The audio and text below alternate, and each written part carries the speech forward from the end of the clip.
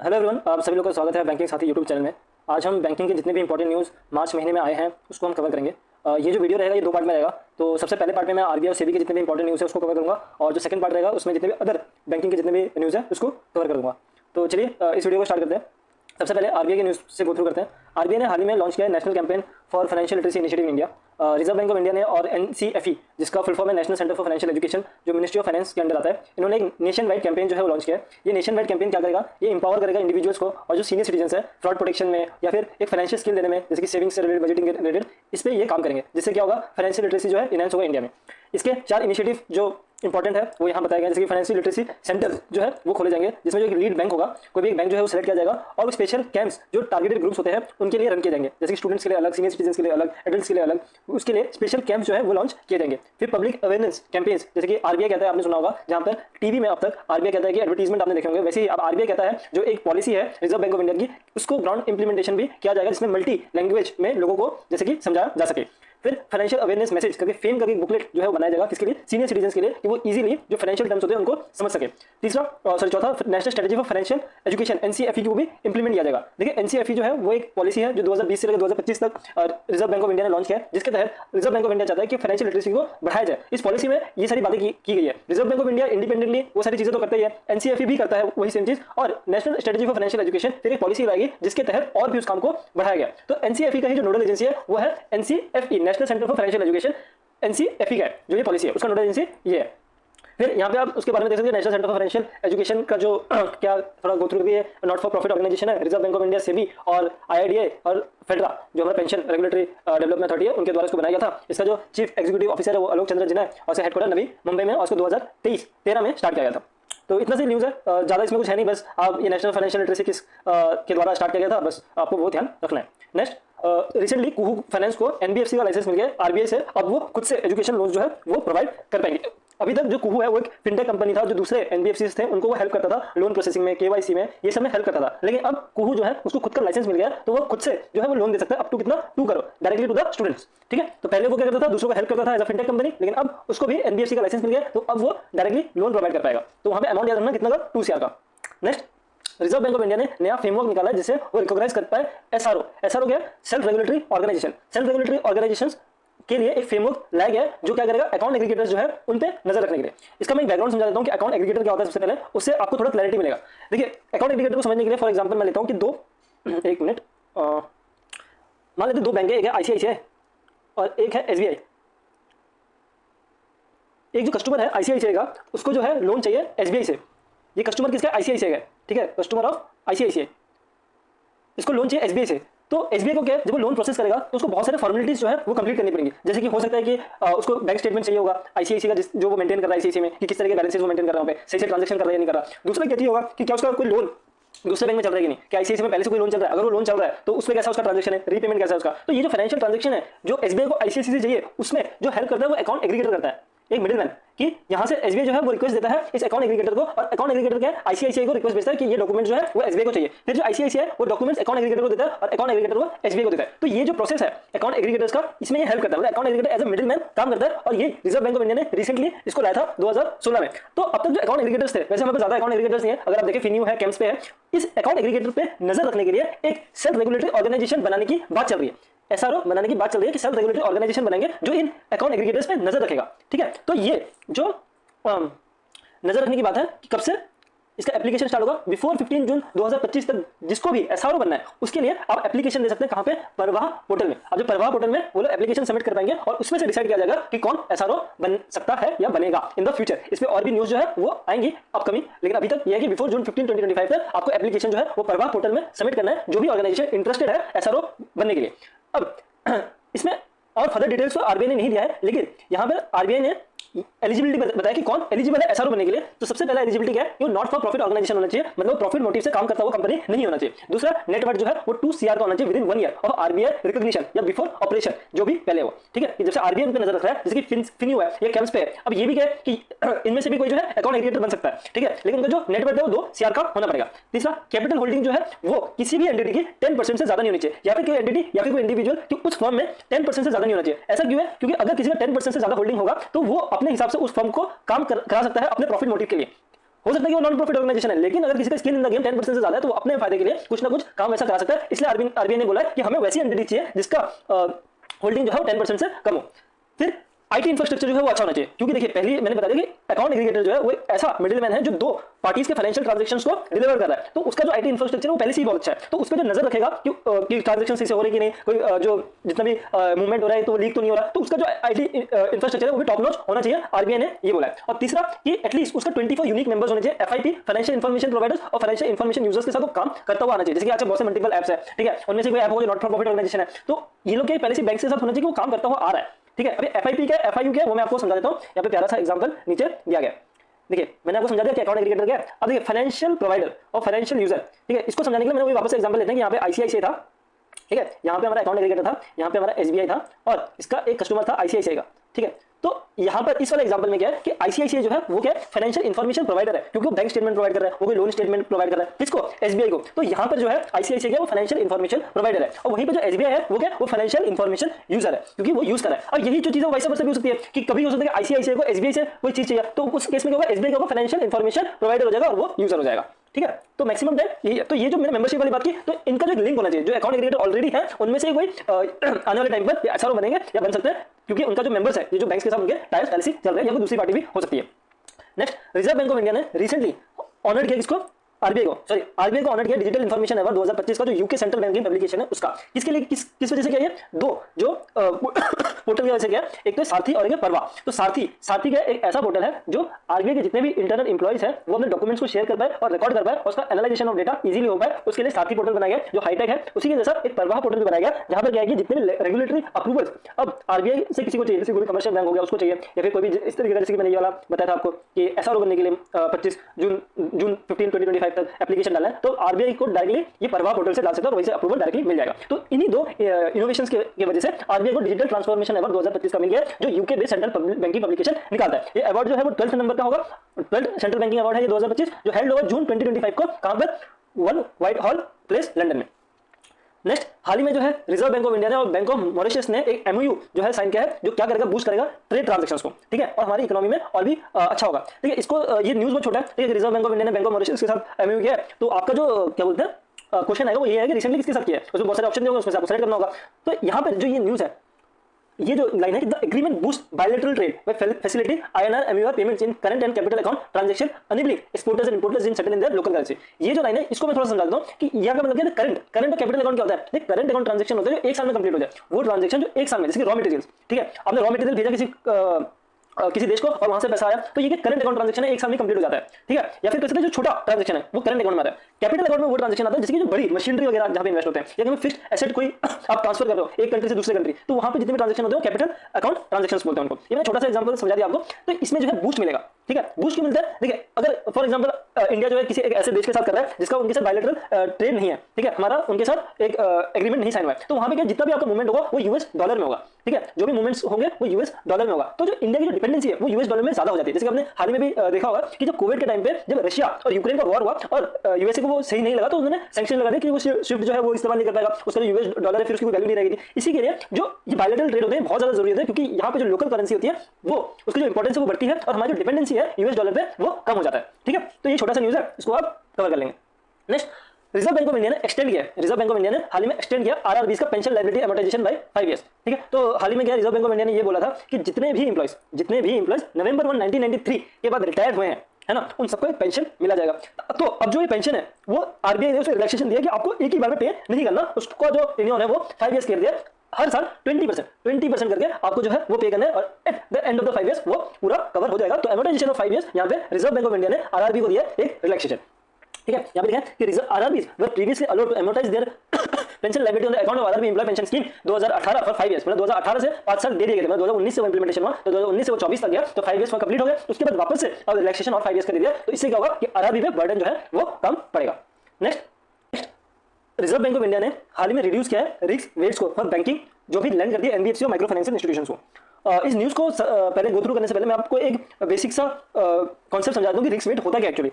देखिए, commercial bank जो है वो जब भी लोन देता है तो लोन वो दो तरीके से देता है, या तो वो किसी इंडिविजुअल को दे सकता है जैसे हम जैसे लोगों, पर्सनल लोन हो गया, होम लोन हो गया, या तो वो किसी इंस्टीट्यूशन को दे सकता है जैसे कि एनबीएफसी। फॉर एग्जांपल यहाँ पे ले लेते हैं कि एसबीआई जो है वो लेंड कर रहा है एनबीएफसी को, ठीक है। अब एनबीएफसी को क्यों लेंड करें? देखिए एनबीएफसी के पास खुद के पास राइट नहीं है कि वो डिपॉजिट ले सके। कुछ एनबीएफसी के पास है, लेकिन 4000 प्लस हमारे पास एनबीएफसी है, तो ज्यादातर के पास ये राइट ही नहीं है कि वो डिपॉजिट ले सके। तो वो क्या करती है ज्यादातर ऐसा ये प्रैक्टिस है कि एनबीएफसी जो है वो किसी कमर्शियल बैंक से जो है वो लोन को बोरो करती है और फिर आगे वो लोन दूसरे कस्टमर्स को प्रोवाइड करती है। तो यहाँ पे जो एसबीआई लोन दे रहा है चाहे वो कस्टमर्स को, यहाँ पे मैं कस्टमर भी लिख देता हूँ कि हम जैसे कस्टमर को लोन दे रहा है या किसी एनबीएफसी को लोन दे रहा है, तो वहां पे उसको जो भी लोन प्रोवाइड कर रहा है उसके अगेंस्ट में कुछ कैपिटल जो है वो एसबीआई को मेंटेन करके चलना पड़ता है। अभी किस तरीके से होता है, फॉर सपोज एसबीआई ने 100 करोड़ का लोन दिया, ठीक है 100 करोड़ का लोन दिया, तो उसका एक रिस्क वेट फॉर एग्जांपल मान लेते हैं कि 100% चल रहा है, तो 100% इंटू करते हैं और एक सीएआर होता है। आपको इतना समझना नहीं है कि सीएआर क्या है, ठीक है। तो एक सीएआर कैपिटल एडुकेशन रेशियो जो अभी रिजर्व बैंक ऑफ इंडिया ने 9% पे रखा है, तो उसका 9% निकाला जाएगा,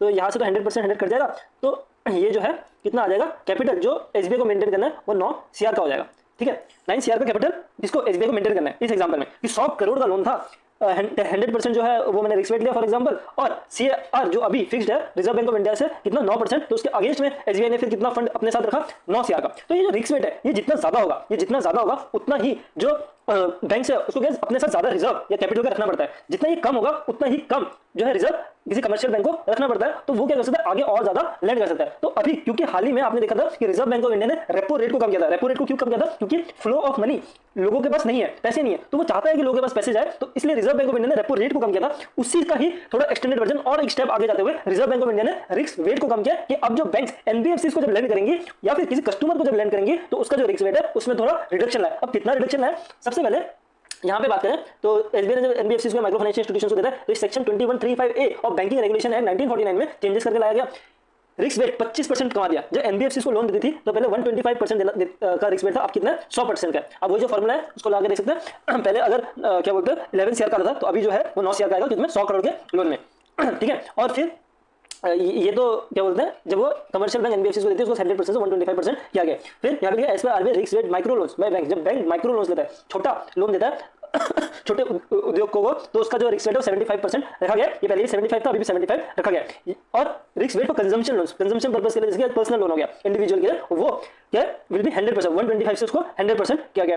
इन एडिशन ये बोला कि रिजर्व बैंक ऑफ आरआरबीज और लोकल एरिया बैंक्स का जो रिस्क वेट है जब वो माइक्रो लोन्स देते हैं तो उसको उन्होंने 100% ही रखा है। यहाँ पे क्लैरिटी लानी है, कमर्शियल बैंक जब माइक्रो लोन देता है तो उसका जो परसेंटेज है उन्होंने 75% रखा है, लेकिन आरआरबीज जब लोन्स देंगे तो वहां पे उसका 100% रखा है। इसका रीजन ये है कि कमर्शियल बैंक माइक्रो लोन्स के साथ दूसरे लोन्स भी देता है, तो जो दूसरे लोन्स दे रहा है जैसे कंजम्पशन लोन दे रहा है तो उसे 100% मेंटेन करना है, या फिर जब वो एनबीएफसी को दे रहा है तब भी उसे 100% मेंटेन करना है, तो उसका जो कैपिटल है वो अच्छा खासा रिजर्व रहेगा। लेकिन यहाँ पे अगर मैं बात करूं आरआरबी जो टोटली डिपेंडेंट है माइक्रो लोन्स पे, अगर उनका रिस्क वेट कम कर दिया जाएगा तो उनके साथ जो कैपिटल है वो कम मेंटेन होगा, तो वहां पे आरआरबी को रिस्क हो सकता है, तो इसलिए रिजर्व बैंक ऑफ इंडिया ने उसको 100% ही रखा है, ठीक है।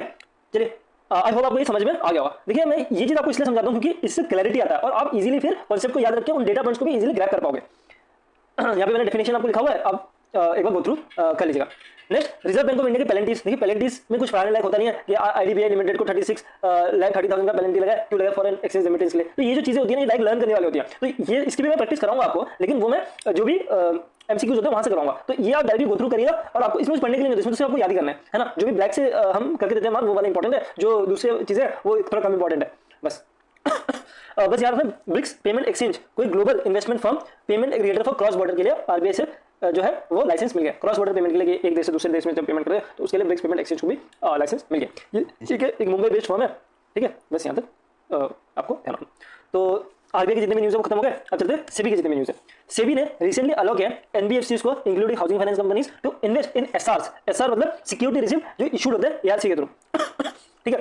अभी सिक्योरिटी रिसिप्ट क्या है इसका भी गो थ्रू करते हैं। देखिए रिजर्व बैंक ऑफ इंडिया ने हाल ही में एसेट रिकंस्ट्रक्शन कंपनीज बनाई थी, ठीक है। एसेट रिकंस्ट्रक्शन कंपनी ये कंपनीज कौन सी होती है? ये वैसी कंपनीज है जब भी किसी को एनपीए होता है, ठीक है, और उनको अपना एनपीए लिटरली बेचना है किसी फर्म को, तो जो एसेट रिकंस्ट्रक्शन कंपनी है ये उन एनपीए को खरीद लेती है और फिर उस एनपीए को रिकवर करके पैसे जितने भी होते हैं वो उनका इनकम का जनरेशन होता है। ये चीज कैसे होता है? फॉर एग्जाम्पल एक एसबीआई का फॉर एग्जाम्पल 100 करोड़ का एनपीए हो गया, ठीक है। अब एसबीआई चाहता है कि मैं अपने बुक से इसको राइट ऑफ करना चाहता हूँ, तो यहाँ पे क्या एआरसी आएगा।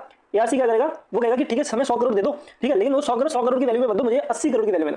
तो देखिए एआरसी को 80 करोड़ में मतलब डिस्काउंट मिल गया 20 करोड़ का। अब ये 80 करोड़ है, ये किसकी रिस्पॉन्सिबिलिटी होगी? पूरी एआरसी की होगी कि वो कैसे रिकवर करेगा इससे। एसबीआई जो है उसको 80 करोड़ मिल गया, 20 करोड़ का नुकसान हो गया, 80 करोड़ मिल गया। अब ये एआरसी की रिस्पॉन्सिबिलिटी। अब जो एआरसी है ना इस 80 करोड़ को भी जो डिस्काउंट मिल गया ये पूरी तरीके से कैश में नहीं लेता क्योंकि उसके पास इतना पैसे नहीं है, तो वो क्या करेगा 20 करोड़ रुपए जो है वो कैश में ले लेता है और फॉर एग्जाम्पल 60 करोड़ रुपए का वो क्या करता है, एसआर रेस करता है। क्या करता है, एसआर रेस करता है कि जिस भी बैंक को, जिस भी फाइनेंशियल इंस्टीट्यूशंस को इन 80 करोड़ का जो लोन है, ठीक है, 80 करोड़ का जो लोन है उस पर अगर इंटरेस्टेड है कोई भी, तो वो ये 60 करोड़ का जो एसआर है वो खरीद सकता है। अगर एसबीआई ने एनपीए बेच रहा है तो हो सकता है आईसीआईसीआई इन एसआर को खरीद रहा हो या फिर कोई दूसरा बैंक इस एसआर को खरीद रहा हो और यहाँ से वो प्रॉफिट जनरेट करो। कैसे प्रॉफिट जनरेट करा है, तो 100 करोड़ का था 80 करोड़ में मिल गया, पहला प्रॉफिट तो ये, ठीक है। अब यहाँ पे जो एसआर रिस्क है ये 60 करोड़ का गया है, तो यहाँ पे जो एआरसी एसआर देगा तो ये हाई वैल्यू पे देगा, ठीक है 60 का तो ज्यादा पे देगा और वो जो रिकवरी होगा, जो वहाँ से प्रॉफिट होगा उस तरीके से वो मिलाया जाता है, ठीक है। तो यहाँ पे विन विन सिचुएशन है सबका। एसबीआई का विन सिचुएशन है, एनपीए जो है वो खत्म हो गया बुक से, दूसरे बैंक को क्या है वो मिल गया और ये एआरसी रिकवर कैसे करेगा, हो सकता है मॉर्गेज प्रॉपर्टी हो, कोई कोलेटरल इसके अगेंस्ट में जाओ तो एआरसी इसको बेचेगा, है ना, कि वहां से पैसे रिकवर करेगा और फिर इस तरीके से डिस्ट्रीब्यूट करेगा। तो अभी तक जो है एसआर जो है वो सिर्फ कमर्शियल बैंक खरीद सकते थे, लेकिन अब एनबीएफसीज और हाउसिंग फाइनेंशियल कंपनीज भी इन एसआर को खरीद सकती है। सिर्फ इतना छोटा सा न्यूज है। Previously non deposit taking NBFCs with asset above 50 crore allowed to invest in SR. Previously था लेकिन सिर्फ नॉन डिपॉजिट टेकिंग एनबीएफसीज का था जिनका एसेट्स है अबव 50 करोड़ होना चाहिए था उन लोगों, लेकिन अब सबको ही मिल गया। नेक्स्ट, सेबी ने इंट्रोड्यूस किया framework for specialised investment fund. देखिए मैंने समझा था स्पेशलाइज्ड इन्वेस्टमेंट फंड एक नया फंड लेके आई है सेबी। स्पेशलाइज्ड इन्वेस्टमेंट फंड क्या, आपने टर्म सुना होगा म्यूचुअल फंड, है ना। तो म्यूचुअल फंड क्या है, म्यूचुअल फंड में आप 500 रुपए से इन्वेस्ट कर सकते हो, ठीक है, 500 रुपए से एसआईपी स्टार्ट कर सकते हो। म्यूचुअल फंड एक पूल ऑफ मनी है कि बहुत सारे इन्वेस्टर जो इसमें पैसा इन्वेस्ट करते हैं उसके ऊपर एक फंड मैनेजर होता है, वो फंड मैनेजर क्या होता है, इनके फंड को मार्केट में लगाता है और वहां से प्रॉफिट जनरेट करके फिर इन लोगों को बांट देता है, ठीक है। ये है म्यूचुअल फंड का कॉन्सेप्ट। वैसे एक पीएमएस का क्या होता है, पीएमएस क्या है कि यही कॉन्सेप्ट है कि बहुत सारे लोग पैसा लगाते हैं और एक फंड मैनेजर होता है वो पैसा लगाता है। लेकिन जो पीएमएस है ना उसमें क्या है कि कस्टमाइजेशन का आपको फैसिलिटी मिलता है कि मान लो कि कस्टमर है वो कह रहा है कि मुझे बैंकिंग के स्टॉक नहीं चाहिए, मुझे सिर्फ ऑयल एंड गैस में जो है इन्वेस्ट करना है या फिर इको फ्रेंडली जो भी व्हीकल्स ग्रीन में है वहां पे इन्वेस्ट करने की मुझे लगता है कि वो ग्रोइंग सेक्टर होगा। तो जो फंड मैनेजर होगा वो वैसे ही लिस्ट ऑफ फंड्स जो है उस कस्टमर को देगा और फिर वो लोग उसमें इन्वेस्ट करेंगे, ठीक है। तो ये जो है पीएमएस का जो एडवांटेज है, ये एडवांटेज जो एमएफ में नहीं मिलता, एमएफ में कस्टमाइजेशन का एडवांटेज नहीं मिलता, वो पीएमएस में मिलता है। लेकिन पीएमएस में एंट्री पॉइंट जो बहुत ज्यादा है वो 15 लाख का था, ठीक है, मतलब 50 लाख मिनिमम चाहिए पीएमएस में इन्वेस्ट करने के लिए, जहां पे एमएफ में 500 रुपए से हो जाता है। तो उसी के लिए एसआईएफ लेके आए सेबी कि अब 10 लाख से भी आप कस्टमाइजेशन ले सकते हो। जैसे कि पीएमएस में था कि 50 लाख नहीं चाहिए, आप 10 लाख रुपए इन्वेस्ट करो, लेकिन हम आपको कस्टमाइजेशन दे रहे हैं, इसमें एसआईएफ में दे रहे हैं। एसआईएफ में क्या होगा कि कुछ पार्ट जो होगा उसमें कस्टमाइजेशन नहीं होगा और रेस्ट पार्ट में कस्टमाइजेशन होगा, लेकिन उसका मिनिमम एलिजिबिलिटी जो है वो 10 लाख रखी गई है। तो ये था एसआईएफ का जो ये नया फंड है, इसके बारे में। ये इफेक्टिव कब होगा, 1 अप्रैल 2025 से होगा, ठीक है। अब की हाइलाइट्स में जाते हैं। The framework was introduced through a circular issued under section 11 SEBI act 1992। इसका ऑब्जेक्टिव क्या है, वो प्रोटेक्ट करना इंटरेस्ट ऑफ द प्रोमोट जितने भी इन्वेस्टर्स है उसका। अब ये एसआईएफ कौन निकाल सकता है, एसआईएफ कौन निकाल सकता है उसके बारे में बताया कि एलिजिबिलिटी जो होगा एटलीस्ट एएमसी जो है, एएमसी कौन होती है जो इन क्या बोलते हैं फंड्स को निकालती है, एसेट मैनेजमेंट कंपनी, जिसके आईसीआईसी का क्या है, आईसीआईसी प्रूडेंशियल, है ना, ठीक है, एसेट मैनेजमेंट कंपनी जिसके एसबीआई का एसबीआई कैप। तो लास्ट 3 इयर्स में उसका जो एवरेज एसेट एयूएम है, एयूएम मतलब एसेट अंडर मैनेजमेंट, वो 10,000 करोड़ का होना चाहिए।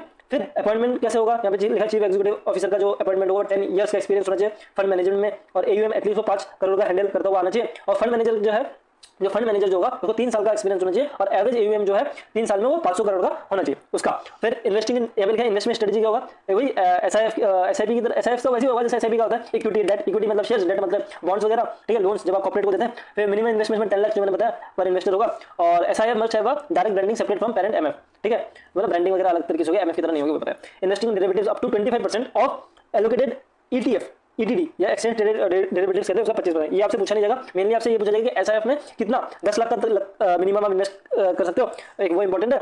और 1 अप्रैल 2025 से स्टार्ट होगा। नेक्स्ट, सेबी ने पार्टनर किया डिजी लॉकर के साथ। सेबी ने डिजी लॉकर से पार्टनर किया कि अनक्लेम एसेट्स, जो भी एसेट्स अनक्लेम रह जाते हैं सिक्योरिटीज मार्केट में, वो डायरेक्टली आप डिजी लॉकर से एक्सेस कर सकते हो और उसको डायरेक्टली अपने क्या बोलते हैं कन्वर्ट कर सकते हो कैश में, है ना। तो जैसे आपको पता लगेगा कि ये मेरा अनक्लेम एसेट है। अनक्लेम एसेट्स मतलब क्या, कोई शेयर जो आपने खरीदा है ना, और उसको आपने एक टाइम में बेच दिया लेकिन आपकी होल्डिंग में दिखा रहा है, वो अनक्लेम एसेट है। तो अनक्लेम एसेट्स का जो है वो आप डिजी लॉकर से देख सकते हैं।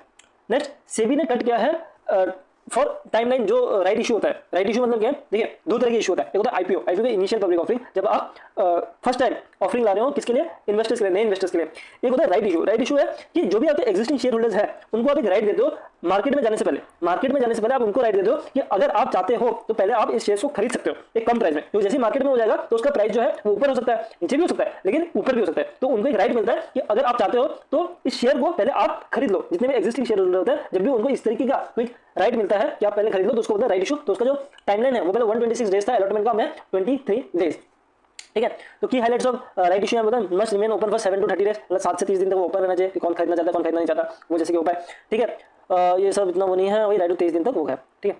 फिर सेबी ने नया रेगुलेटरी लाया कि नया regulatory framework for SME IPOs, ठीक है, स्मॉल एंड मीडियम एंटरप्राइजेस के लिए एक नया फ्रेमवर्क लाया कि profitability required at cap the 20% limit of the total size on offer for sale component. SME must show a profit of 1 crore EBITDA in the last 2 years and the last 3 years before the launching in IPO। तो यहाँ पे यार ये requirement बताया कि एक SME जो IPO ला रही है तो उसके क्या क्या रिक्वायरमेंट जो है वो चाहिए, ठीक है। तो यार इसमें आप गो थ्रू कर सकते हो, इसमें इतना जो है इंपॉर्टेंट कुछ है नहीं, आप इसमें एक बार देख सकते हो। बस ये कि SME जब IPO लाते हैं तो उसकी क्या क्या एलिजिबिलिटी है, उसके लिए एक नया फ्रेमवर्क लेके आई है। नेक्स्ट कितने न्यूज़ है और दो न्यूज़ लास्ट, ठीक है।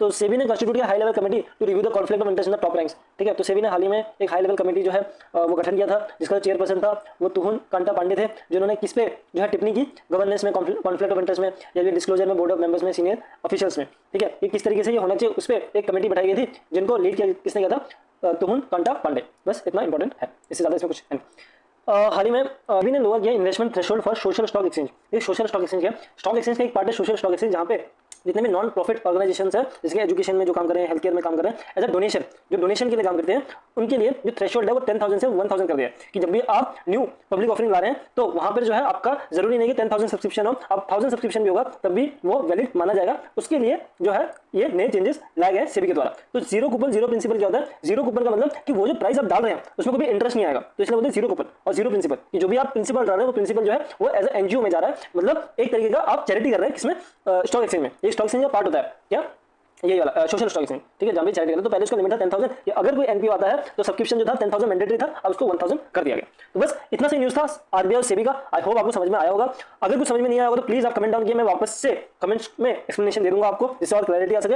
अगर ये जो PDFs है इसका अगर आपको एक्सेस चाहिए तो आप टेलीग्राम लिंक जो डिस्क्रिप्शन में वहां से इनको एक्सेस कर सकते हैं और पढ़ सकते हैं। जो हमारा मैपिंग मैगजीन है उसका भी आप मेंबरशिप ले सकते हैं बहुत अफोर्डेबल रेट्स पे। तो थैंक यू सो मच। अब मिलते हैं नेक्स्ट वीडियो में, जहां पे मैं अदर बैंकिंग रिलेटेड न्यूज़ जो भी मार्च महीने में आए उसको कवर कर दूंगा।